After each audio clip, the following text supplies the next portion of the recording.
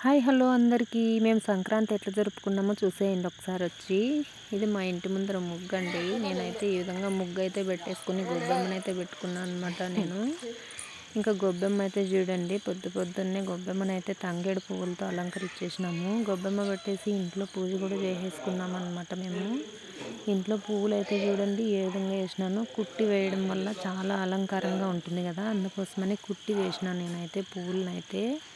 ఇంకా పువ్వులు పూజ అన్నీ కంప్లీట్ అయిపోయినాయి. బెలూన్స్ అయితే ఊది పెట్టేసినాము. ఇంకా బుడ్డలన్నీ కట్టాలన్నమాట. బుడ్డలు కట్టడం స్టార్ట్ అయితే అయిపోయింది. ఇంకా మా ఆయన అయితే బుడ్డలు కట్టేస్తున్నాడు చూడండి.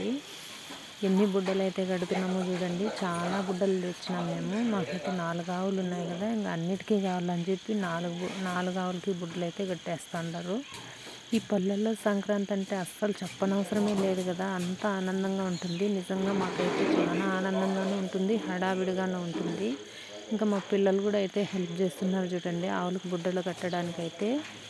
ఇంకా ఈ బుడ్డలన్నీ కట్టేసిన తర్వాత వీటిని రెడీ చేసుకుని చిట్ల కుప్ప దగ్గరికి అయితే తోలుకుపోతాము.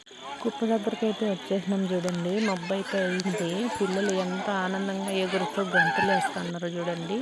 ఇంకా ఆవులు కూడా బెదిరించేసి కుప్పకి అడ్డు అయితే పెట్టేసినారు అనమాట. చిట్ల కుప్పకి ఎన్ని ఆవులు ఉన్నాయి చూడండి. కొన్ని ఆవులు పల్లెల్లో ఎట్లా అంటే కొన్ని ఆవులు మాత్రమే తోలుకుపోతారు కదా, మా విలేజ్లో ఎన్ని ఆవులు ఉంటే అన్ని ఆవులు తోలుకొని వస్తారనమాట. చిట్ల కుప్ప దగ్గర కూడా చాలా బాగుంటుంది చూడడానికి కూడా.